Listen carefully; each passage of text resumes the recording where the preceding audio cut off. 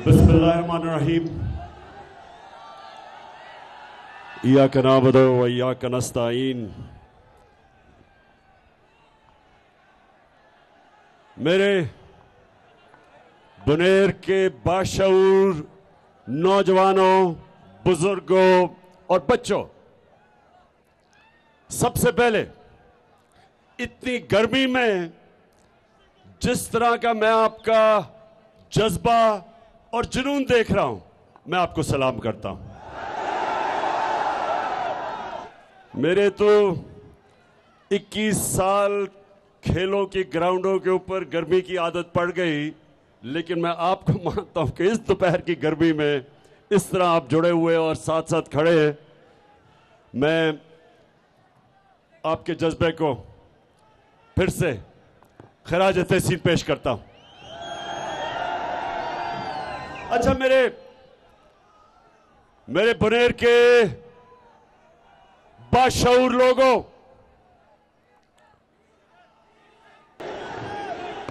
ये देखें, मुसलमान हमारे ईमान का हिस्सा है कि इज्जत भी अल्लाह देता है, और जब किसी को जिल्लत मिलती है तो अल्लाह की इजाजत के बगैर नहीं मिल सकती। तो जब भी कोई भी जलसे में मैं जाता हूं, अभी मैं तकरीर शुरू ही नहीं करता कि डीजल के नारे लगने शुरू हो जाते।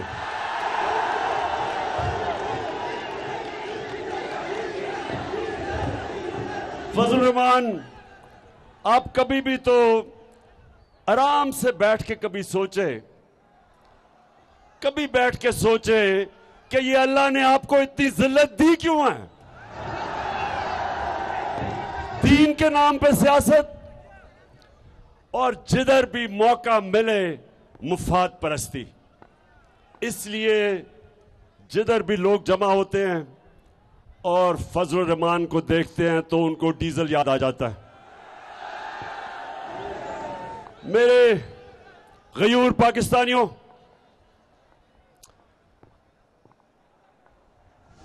क्योंकि यहां बुनेर के लोग ऐसे हैं जो बाहर काम करके, मेहनत करके पाकिस्तान में पैसा भेजते हैं।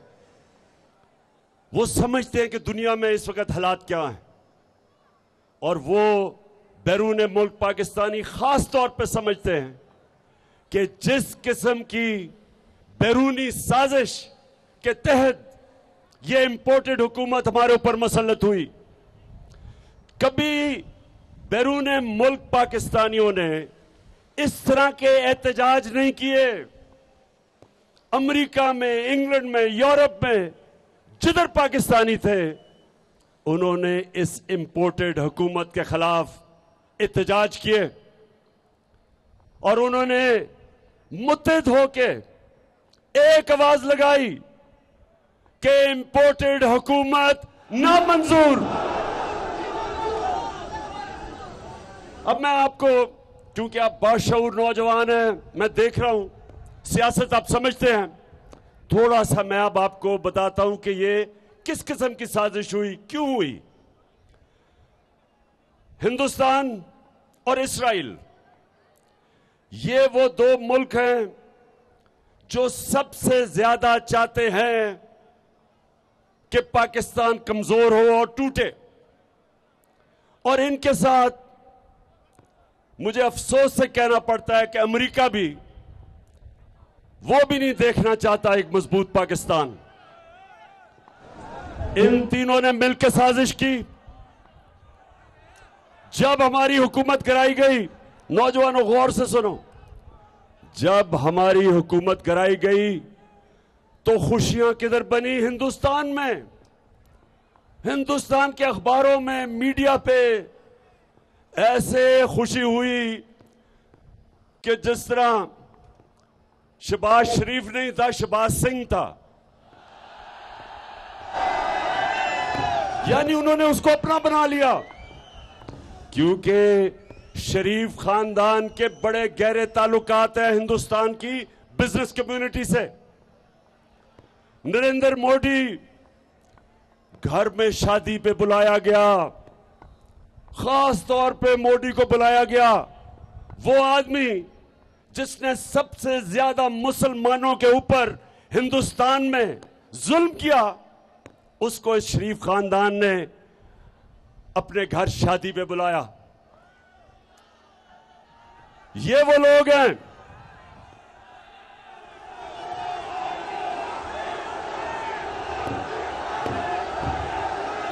ये शरीफ खानदान जब नवाज शरीफ हिंदुस्तान गया तो कश्मीर के हुर्रियत लीडर से नहीं मिला, क्योंकि नरेंद्र मोदी नाराज हो जाता।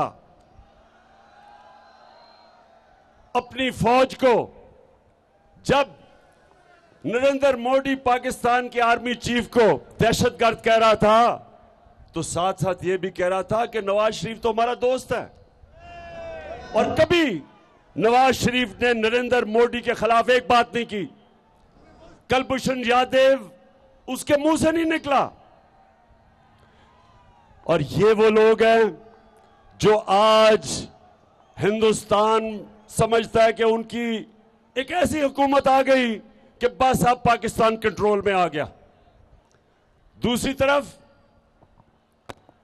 आसिफ जरदारी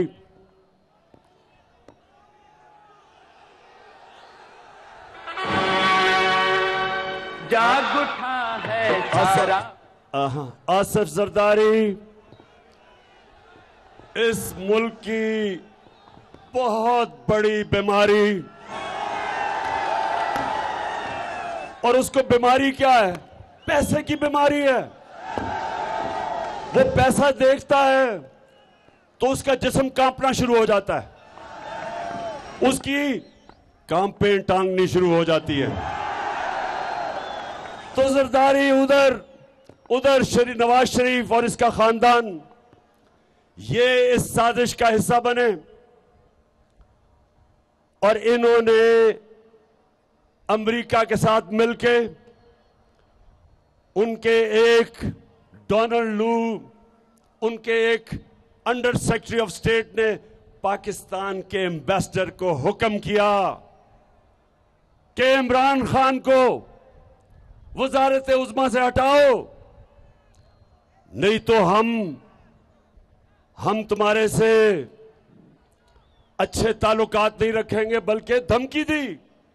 और साथ ये कहा कि अगर तुम इमरान खान को हटा दोगे तो हम, क्योंकि पीछे चेरी ब्लॉसम बूट पॉलिश आएगा, तो हम बड़े खुश होंगे और माफ कर देंगे। तो मेरे बजौड़ के बाशऊर लोगों, अब मेरी गौर से बात सुनो, गौर से सुननी है अपने बात कि हुआ क्या इस मुल्क के साथ, हमारे मुल्क के साथ हुआ क्या है।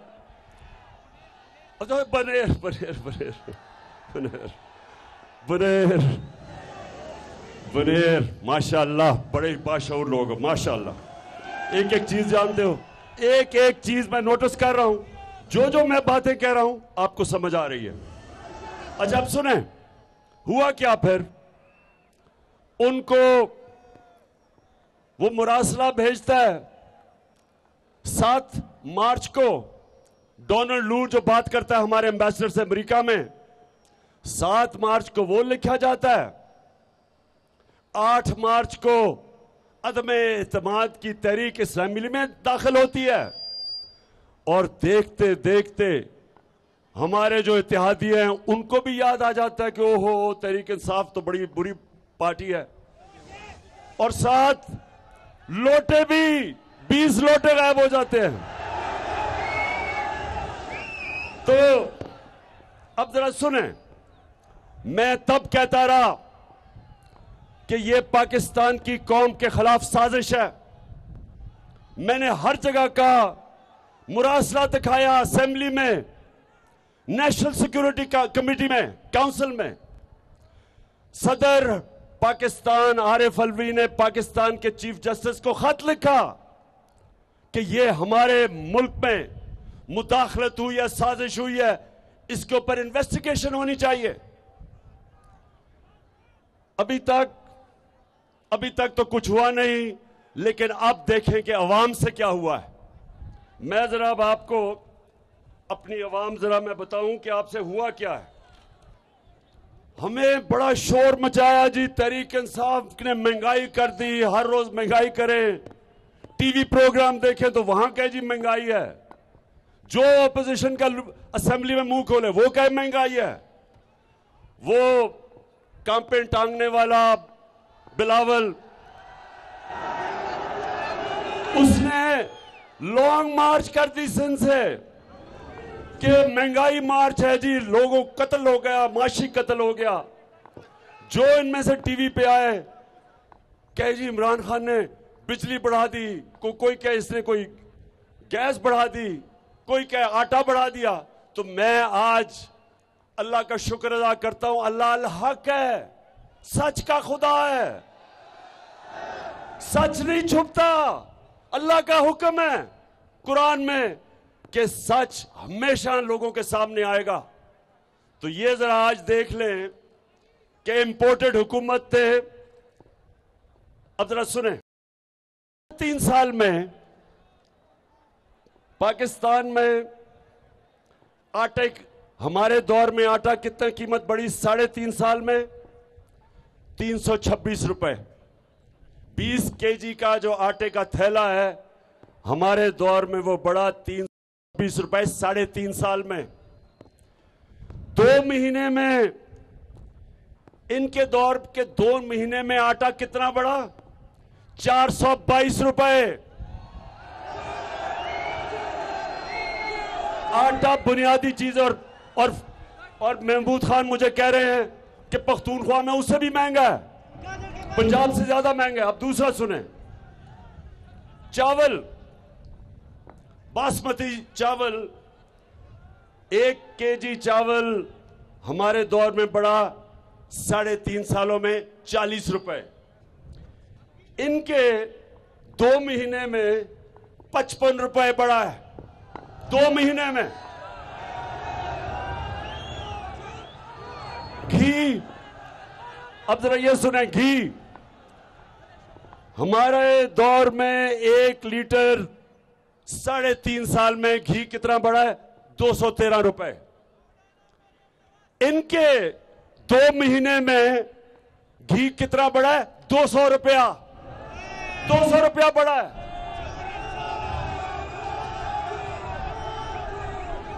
200 रुपए पर केजी। हाँ, केजी। अच्छा जी, आगे आ जाए। सब्जियां और फल, हमारे दौर में 1 केजी सब्जियां और फल, 1 केजी हमारे दौर में 3% बढ़े। इनके 2 महीने में 27% बढ़े। आगे आ जाए। अब जरा ये सुने, पेट्रोल 1 लीटर हमारे 3.5 साल में 56 रुपए 90 पैसे बढ़ा 3.5 सालों में। इनके 2 महीने में कितना बढ़ा है? 60 रुपए। 60 रुपए बढ़ गया 2 महीने में। लेकिन एक लीटर फजल रहमान कितना बढ़ा? हमारे जमाने में 1 लीटर फजल रहमान 50 रुपए 70 पैसे बढ़ा है। इनके 2 महीने में 60 रुपया फजल रहमान बढ़ गया। और ये जो अभी मेरी कौम को इन गर्मी में, जो अब एक तो लोड शेडिंग है, इंतहा की लोड शेडिंग है, लेकिन अब जो असल लोगों के ऊपर जो बिजली की कीमत का बम फटने लगा है, वो आप जरा सुन लें। हमने अपने 3.5 साल में 1 यूनिट बिजली 6 रुपए बढ़ाई, 6 रुपए। इन्होंने 2 महीने में बिजली 10 रुपए बढ़ाई है यूनिट।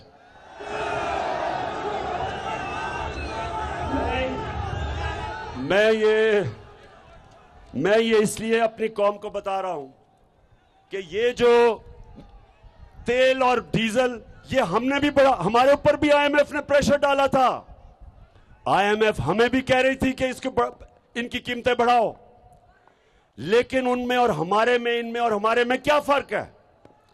इनकी जो लीडरशिप है वो बाहर बैठी हुई है, पैसा बाहर है, घर बाहर है, जायदाद बाहर है, बिजनेस बाहर है, बच्चे बाहर हैं। इनको क्या कि पाकिस्तान में क्या हो रहा है, इनका पाकिस्तान में क्या स्टेक है? उनको क्या फर्क पड़ता है कि यहां लोग महंगाई के समुद्र में डूबेंगे? इनको क्या फर्क पड़ता है कि जब 1 लीटर डीजल और पेट्रोल 60 रुपए का बढ़ेगा 8 दिनों में, तो क्या आम आदमी की जिंदगी के ऊपर सिर्फ यही नहीं कि आपकी ट्रांसपोर्ट पे फर्क पड़ेगा, इसका हर चीज पे फर्क पड़ेगा। इसका बिजली के ऊपर, हर चीज के ऊपर पेट्रोल और डीजल का फर्क पड़ेगा। जिसकी वजह से हमने, जब हमें आईएमएफ ने कहा कि बिजली की कीमत बढ़ाओ, पेट्रोल और फजल रहमान की, तो हमने क्या किया? हमने आईएमएफ की कहने पे बजाय बढ़ाने के, हमने 10 रुपए लीटर कीमत कम की। हमने और जगह से पैसा निकाला, हमने अपने लोगों को रिलीफ दिया, महंगाई से बचाया, बिजली की कीमत रोकी बढ़ने से, अपनी और चीजें काटी, पेट काट के अवाम को बचाया। क्योंकि हमारा जीना मरना पाकिस्तान में है। इमरान खान ने बाहर कमाई की, मैं बाहर क्रिकेट खेलता था, मैंने बाहर कमाई की, सब कुछ बेच के मेरा सब कुछ पाकिस्तान में, जीना मरना पाकिस्तान में है। इनके लोग, नवाज शरीफ उधर बैठा हुआ है, जब छुट्टियां बाहर, ईदें बाहर, 24 दफा ये जब प्राइम मिनिस्टर था, इसने बर्तानिया के टूर किए, 24 दफा ये बर्तानिया गया, 22 दफा निजी दौरों पे, प्राइवेट दौरों पे। आसिफ जरदारी 50 दफा दुबई प्राइवेट दौरे किए उसने। इमरान खान ने एक प्राइवेट दौरा नहीं किया, क्योंकि मेरा घर पाकिस्तान है। तो ये लोगों को, इनको पाकिस्तान का कितना फिक्र होगी, ये देख लें। ये जो इन्होंने महंगाई का बम फटवा, एटम बम फेंका है, इनको क्या फिक्र है? ये हैं अमेरिका के गुलाम, ये आईएमएफ के गुलाम हैं, ये बाहर से डिक्टेशन लेते हैं, ये सारे फैसले करते हैं जो इनको बाहर से हुक्म मिलता है। क्योंकि इनका पैसा जब बाहर पड़ा हो, तो बुनेर के नौजवानों ये सुन लो, अगर मेरा भी पैसा बाहर पड़ा होता तो मैं इनके सामने एब्सोल्युटली नॉट ना कहता। क्योंकि रूसियों का आज ताल्लुकात खराब है अमेरिका के रूसियों से। उनके रूसियों के बड़े बड़े अमीर लोगों की जायदादें जब्त कर रहे हैं, उनके बैंक अकाउंट जब्त कर रहे हैं। तो ये भी, इनको भी डर है, जरदारी और शरीफ को, इन दोनों खानदानों को, कि इन्होंने अरबों रुपया इस मुल्क का चोरी करके जो बाहर रखा हुआ है, ये कभी इनके सामने बात नहीं कर सकते। जब इनके दौर में 2008 से लेके 2018 तक 400 ड्रोन अटैक्स हुए पाकिस्तान पे, 400 ड्रोन अटैक, बेकसूर लोग मारे गए, औरतें बच्चे मारे गए, अमेरिका की जंग भी लड़ रहे हैं, और वो हमारे ऊपर ही ड्रोन अटैक कर रहे हैं। ये दुनिया की तारीख में कभी नहीं हुआ। लेकिन ये तो एक दफा इनके मुंह से नहीं निकला कि ये सारे इंसानी हकूक के खिलाफ है, ये इंटरनेशनल लॉज के खिलाफ है, कि आप फैसला करें दहशतगर्द कौन है और आप ही मार दें। मैं बार बार बताता हूं कि हमारा बड़ा दहशतगर्द लंदन में 30 सालों से बैठा हुआ है। कौन है वो? पूछ रहा हूं, कौन है वो जो अजीब अजीब बातें करने वाला है, जिसने सबसे ज्यादा कत्ल करवाया अल्ताफ हुसैन ने कराची में, आज लंदन में बैठा हुआ 30 साल से। क्या बर्तानिया हमें इजाजत देगा कि हम ड्रोन अटैक करके उसको मार दें? कभी इजाजत नहीं देगा, क्योंकि वो कहेगा हमारे मुल्क का कानून ये कहता है कि अदालत में पहले साबित करो वो दहशतगर्द है। और हमारे मुल्क में 400 ड्रोन अटैक करके वो लोगों को इन्होंने मारा। देहातों के अंदर बम फट रहा है, कौन नीचे मर रहा है किसी को नहीं पता। जो मरता था, क्योंकि ये साथ मिले हुए थे उनके, हर कोई को दहशतगर्द कह देते थे, कभी तफ्तीश नहीं हुई। और जब बम फटता है तो उसमें तो टुकड़े हो जाते हैं इंसानों के, कैसे पता है कौन मरता है? और ये दो सरबरा जरदारी और नवाज शरीफ एक दफा इन्होंने इसकी मजम्मत नहीं की, क्योंकि ये पैसे के गुलाम है और पैसा बाहर पड़ा है। और इसलिए ये फैसले जो किए इन्होंने, ये जो फैसले किए हैं, बुनेर के नौजवानों ये सुन लो, ये कोई फैसला नहीं करता जिसको अपनी कौम की दर्द होती है। कभी कोई ऐसे फैसले 60 रुपए लीटर आप एक हफ्ते के अंदर बढ़ा दें, और आप सोचे ही ना कि आम आदमी का क्या हाल होगा, तनख्वाहदार का क्या हाल होगा। और ऊपर से बिजली डबल कर दें। आप समझते हैं कि क्या इनके पास भी वो बाहर स्विस बैंक अकाउंट में और ओवरसीज ऑफशोर अकाउंट्स में पैसे पड़े हैं आपकी तरह? क्योंकि यहां जब रुपया गिरता है तो इनकी दौलत में इजाफा हो जाता है, क्योंकि इनकी दौलत डॉलर्स में है, बाहर पड़ी है, डॉलर में इजाफा हो जाता है, दौलत बढ़ जाती है, पाकिस्तानी गरीब हो जाते हैं। तो मेरे बुनेर के नौजवानों, जरा अब एक और चीजें मैं आपको बताऊं। अल्लाह का करम, अल्लाह का करम क्या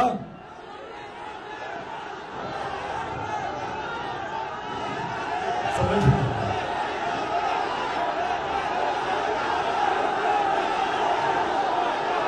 अच्छा, ये तो मैंने आपको महंगाई बता दी। अब जरा गौर से, क्योंकि आप शऊर वाले नौजवान हो, बड़े गौर से सुनो कि हमारी माइशत को क्या हुआ है। बुनेर, ये जरा नौजवानों सुनना है आपने। जब हमारी हुकूमत थी, आखिरी 2 सालों में पाकिस्तान की दौलत में जो इजाफा हुआ, इसके बावजूद कि पाकिस्तान में कोरोना, बल्कि दुनिया में कोरोना तबाही मचा रहा था, कोरोना वायरस की वजह से दुनिया में कितनी तबाही थी, और इसके बावजूद कि जो हमें हुकूमत मिली थी वो बैंकरप्ट हुई थी, पैसा ही नहीं था, खजाना खाली था। उस दौर में हमें हुकूमत मिली, ऊपर से कोरोना आ गया। सुने जरा, आखिरी 2 साल में अल्लाह का करम है, इंसान कोशिश करता है, कामयाबी तो अल्लाह देता है। आखिरी 2 सालों में पाकिस्तान की जो दौलत का में इजाफा हुआ, जीडीपी ग्रोथ रेट जैसे कहते हैं, 5.6% था तीसरे साल में, और चौथे साल में 6% इजाफा था। यह समझ जाएं कि हमारी तारीख में यह तकरीबन सबसे वो दौर था जिधर सबसे ज्यादा इजाफा हुआ दौलत में। इस दौर में हमने जो किसानों की मदद की, हमारी जो 5 बड़ी फसलें हैं उनमें रिकॉर्ड पैदावार हुई, क्योंकि हमने किसानों को पैसा पूरा दिलवाया। जो गन्ने के किसान थे उनको बेचारों को पैसा नहीं मिलता था, शुगर माफिया उनको कम उनकी गन्ने की कीमत देता था, फिर पैसे भी नहीं साल तक देता था। हमने ये चेंज किया, उनको पैसे दिलवाए, पूरी कीमत दिलवाई, कानून बताया। जब उनके पास पैसा आया, उन्होंने अपनी जमीन पे लगाया, और हमने पिछले साल 4 बड़े फसलों में रिकॉर्ड हमारी फसलों की प्रोडक्शन हुई। इस साल फिर 4 फसलों में रिकॉर्ड प्रोडक्शन हुई सिवाय गंदम के। तो ये किसानों के पास पैसा आया। इंडस्ट्री, अयूब खान के बाद सबसे ज्यादा इंडस्ट्री में पिछले 2 साल में तरक्की हुई। हमने अपने रिजर्व्स बिल्ड किए। रिजर्व्स का मतलब कि अगर आप फॉरेन एक्सचेंज रिजर्व नहीं तो आपके रुपए गिर जाता है, रुपए की कीमत कम हो जाती है, तो वो बिल्ड किए। तो जब इन्होंने साजिश से हमारी हुकूमत गिराई, जरा अब सुने, 2 महीने में पाकिस्तान में क्या हुआ? हमारी जो रिकॉर्ड एक्सपोर्ट्स हो रही थी 10% मई के महीने में उसमें कमी आ गई है। उसका मतलब कि जो हमारा तिजारती खसारा है वो $4 अरब से बढ़ चुका है मई के अंदर। फिर हमारे जो रिजर्व्स थे, जो हमने मेहनत करके 3.5 साल में ऊपर लेके गए थे, वो वापस उधर आ गए हैं। जब हमारी हुकूमत आई थी तब $9.7 अरब के जो रिजर्व्स थे वो वापस उधर चले गए हैं। यानी हमने जितने रिजर्व्स ऊपर चढ़ाए थे वो सारे वापस चले गए हैं, और जिसकी वजह से 20% कमी हुई है रुपए में। आज रुपया 200 रुपए से ऊपर चला गया, डॉलर जो है वो 200 रुपए से ऊपर चला गया है। इसकी अभी और मजीद महंगाई आएगी, और ये सिर्फ 2 महीने में जो हुकूमत हम छोड़ के गए थे और जो इन्होंने किया। स्टॉक मार्केट 10% नीचे गिर चुकी है।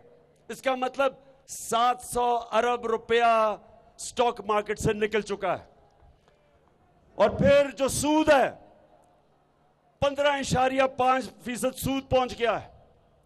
ये 98 के बाद सबसे ज्यादा पाकिस्तान में सूद है, जो अब हमारी इंडस्ट्री को अफेक्ट करेगा, बिजनेसेस को अफेक्ट करेगा। तो मैं ये इसलिए कह रहा हूं कि ये जो अब हमारे हालात हैं, हम जब ये छोड़ के गए थे नून लीग वाले, और जब ये इनके 2 दौर में हमेशा पाकिस्तान की एक्सपोर्ट्स वहीं की वहीं रह जाती है। दौलत में तो तब इजाफा होता है जब एक्सपोर्ट्स बढ़ती है, लेकिन जो अब हालात हैं, जो इंटरनेशनल एजेंसी जिसको मूडीज कहते हैं, जो फैसला करती है कि हुकूमत की माइशत की क्या हालात है, हम जब आए थे हमारे मूडीज ने माइनस ग्रेडिंग दी हुई थी, हम उसको लेके गए स्टेबल पे, अब फिर वो नीचे आ गई है। इसका मतलब कि पाकिस्तान के लिए कर्जे लेना बहुत मुश्किल होगा, बाहर के बैंकों से कर्जे, क्योंकि उन्होंने रेटिंग नीचे कर दी। ये सिर्फ 2 महीने में हुआ है। तो मैं आज पूछना चाहता हूं, मैं आज अपने उन लोगों से पूछना चाहता हूं, हमारे मुल्क के न्यूट्रल से पूछना चाहता हूं कि जब आपने फैसला किया कि हम न्यूट्रल हो जाते हैं, बिस्मिल्लाह, बहुत अच्छी चीज है, लेकिन मैंने आपको बताया था तब कि हमारे जिधर माशी हालात खड़े हैं, इसमें अगर ये जो साजिश जो मैं सुन रहा हूं हो रही है, अगर ये कामयाब हो गई तो हमारे मुल्क की माइशत को बहुत नुकसान होगा। मैंने शौकत तरीन हमारे फाइनेंस मिनिस्टर को भी कहा कि उनको आगाह करो कि ठीक है न्यूट्रल बड़ी अच्छी चीज है, लेकिन मुल्क की सालमियत भी बड़ी जरूरी है।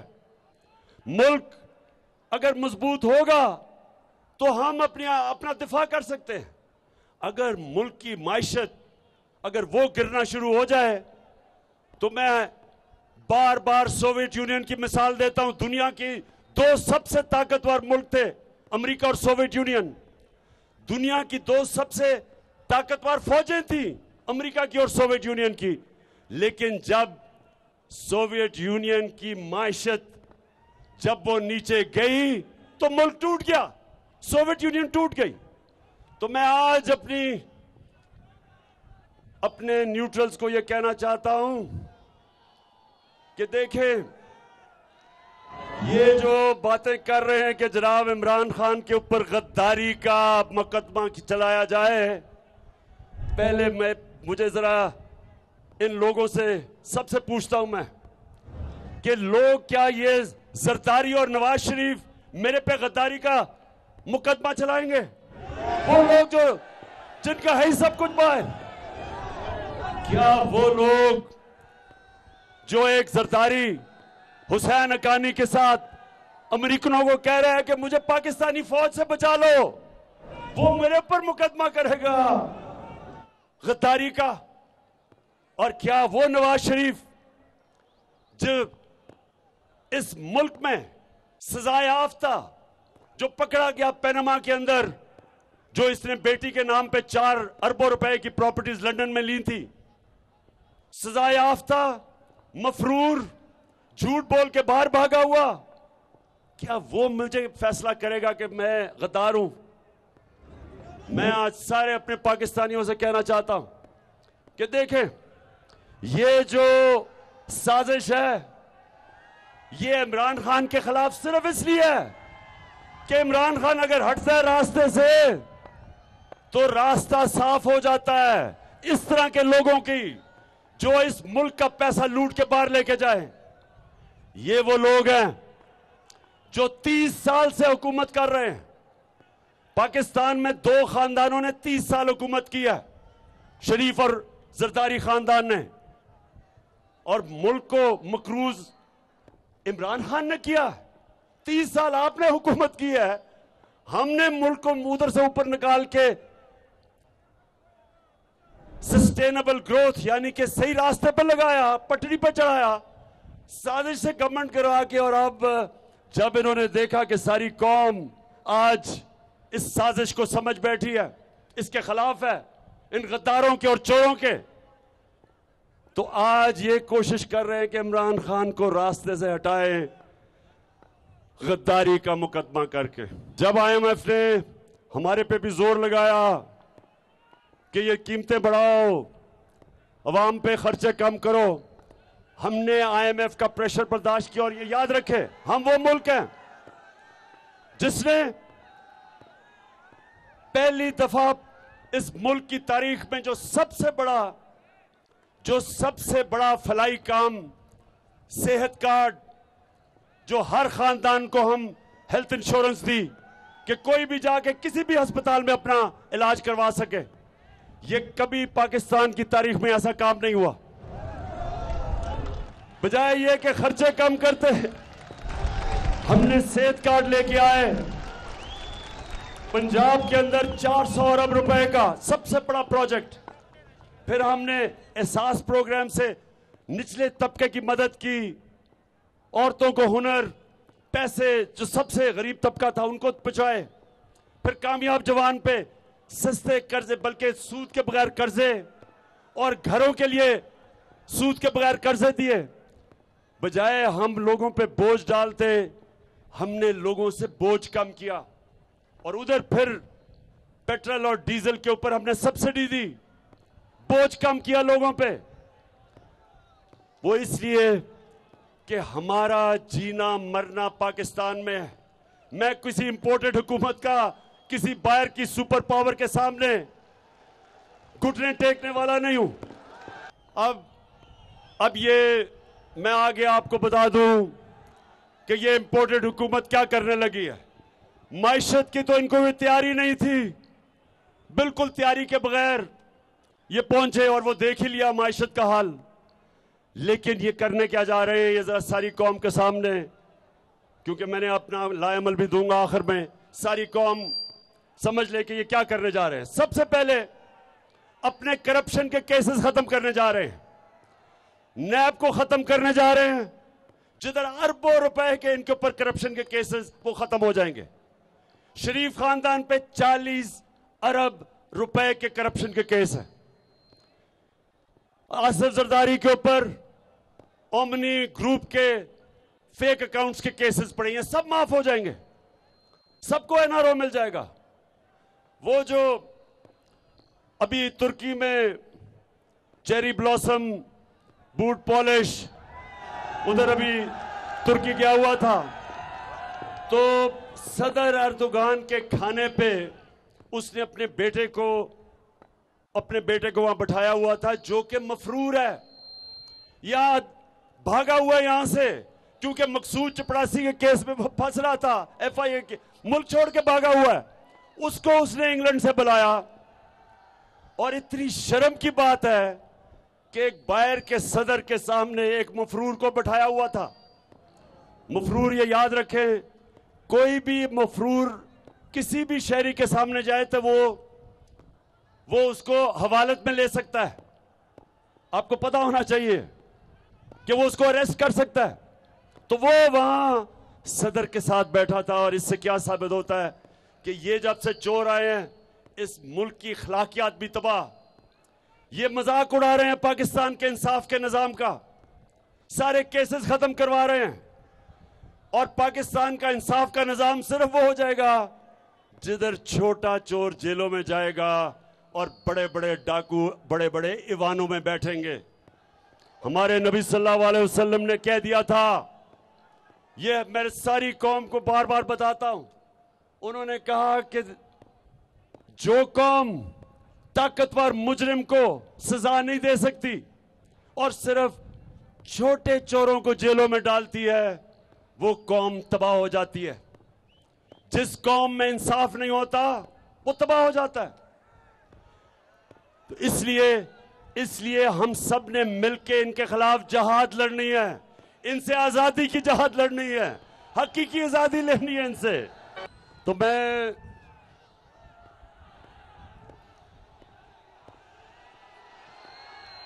क्या चीज, अच्छा सुने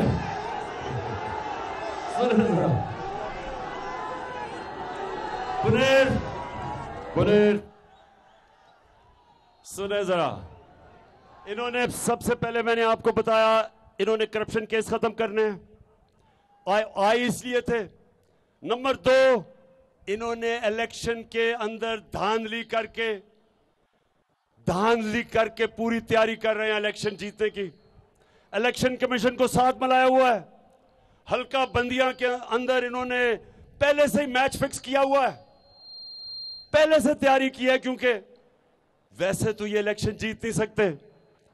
ये जब भी पब्लिक में जाएंगे इनको 2 नारे लगेंगे, चोर और गद्दार। तो पब्लिक में तो ये जा नहीं सकते, तो इसलिए इलेक्शन कमीशन को साथ मिला के पूरा मैच फिक्स करने की कोशिश हो रही है। दूसरी चीज, और तीसरा,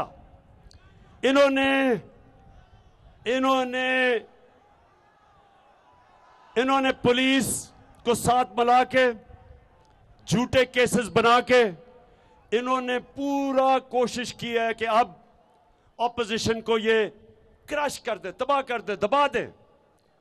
कभी जो जुल्म हुआ था, जो 25 को और 26 की रात को जिस तरह पुलिस ने जुल्म किया है, कभी किसी जमहूरी गवर्नमेंट के दौर में इस तरह का जुल्म नहीं हुआ।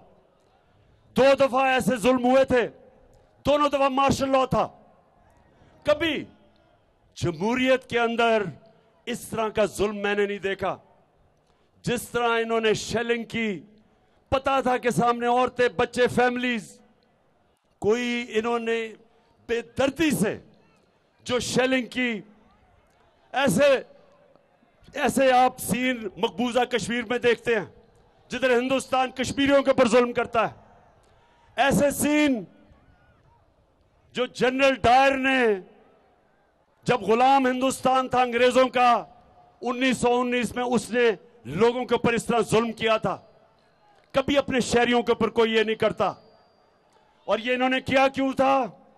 एक वजह से, दहशत फैलाने के लिए, खौफ फैलाने के लिए।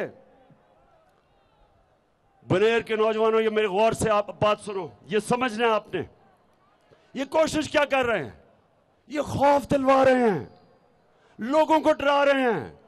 झूठे केसेस थानों में, पुलिस घरों के अंदर घुस गई, ना चादर ना चार दीवारी की परवाह की, उधर घुस के इन्होंने जुल्म किया लोगों पे, सिर्फ एक वजह से, खौफ फैलाने के लिए, कौम को डराने के लिए। तो मैं नौजवानों, अपनी कौम को एक आज पैगाम देना चाहता हूं। गौर से मेरा पैगाम सुन लें।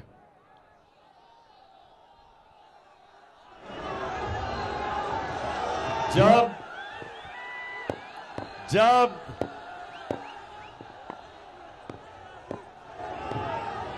हजरत इमाम हुसैन निकले, पता था कि यजीद के पास बड़ी फौज है। हक और सच के रास्ते पे जब निकले तो कूफा के लोगों को पता था कि हजरत इमाम हुसैन सच और हक पे खड़े हैं, लेकिन उन्होंने उनकी मदद नहीं की। क्योंकि वो यजीद से खौफजदा थे, यजीद के जुल्म से खौफजदा थे। उन्होंने उनकी मदद नहीं की, पता होते हुए कि वो राय हक पे खड़े हैं। और वो सारी जब तक क़यामत तक कूफा के लोग पछताएंगे कि क्यों नहीं उन्होंने उनकी मदद की, क्यों उन्होंने इतना बड़ा हमारी इस्लाम की तारीख में सान्या होने दिया। हमेशा वो पछताएंगे। और हर दौर में यजीद होते हैं पाकिस्तानियों, हर दौर में यजीद आते हैं।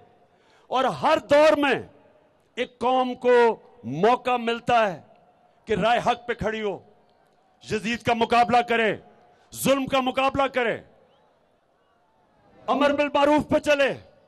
हर दौर के यजीद के सामने एक कौम के पास ये दो रास्ते होते हैं। एक खौफ के बुत की पूजा करे और जुल्म के सामने ना खड़ा हो, और दूसरा जहाद करे जुल्म के खिलाफ। तो मैं आज अपनी सारी पाकिस्तानी कौम को कहना चाहता हूं, यहां से बुनेर के बाशऊर लोगों के सामने मैं अपनी सारी कौम को पैगाम देना चाहता हूं कि ये है यजीद के मानने वाले। जिस तरह का जुल्म इन्होंने किया, मुझे तो बाद में खबरें आई हैं, मैं तो कंटेनर में था, मुझे तो पता ही नहीं क्या हो रहा था। मुझे तो अगले दिन पता चला आहिस्ता आहिस्ता कि इन्होंने किस किस्म का जुल्म किया है पाकिस्तान के शहरियों पे, जो सिर्फ अपना हक मांग रहे थे पुरअमन एहतजाज का। जिस तरह का तशद्दुद किया, जिस तरह का तशद्दुद किया, कभी भी वो लोग जिन्हों में इंसानियत होती है वो कभी अपने लोगों पे ऐसा तशद्दुद नहीं कर सकते। बल्कि मैं तो ये कहूंगा कि हम दूसरों के ऊपर भी कभी ऐसा जुल्म नहीं कर सकते जिस तरह इन्होंने औरतें बच्चों के सामने टीयर गैस शेलिंग की, वो शेल इस्तेमाल किए जो दहशतगर्दों के खिलाफ होते थे। तो मैं अपनी आज कौम को सारों को यहां से खड़ा होकर पैगाम दे रहा हूं कि मैंने इनका, जब तक मेरे में खून है मैं इनका मुकाबला करूंगा, इस वक्त के यजीदों का। और मैं सारी अपनी कौम को आज पैगाम दे रहा हूं कि मैं चाहता हूं कि आप इस इंपोर्टेड हुकूमत जो जुल्म के जरिए इस कौम को दबाना चाहती है, मैं सबको पैगाम दे रहा हूं कि अगर आज आप इस जुल्म का मुकाबला नहीं करेंगे, आपके बच्चों को आखिर में मुकाबला करना पड़ेगा और तब ज्यादा मुश्किल हो जाएगा। ये है टाइम। और मैं ये आप सबके सामने कहता हूं कि ये बात करते हैं कि जी हो इमरान खान के ऊपर केस कर दो, जेल में डालोगे। सुन लो, गौर से सुन लो।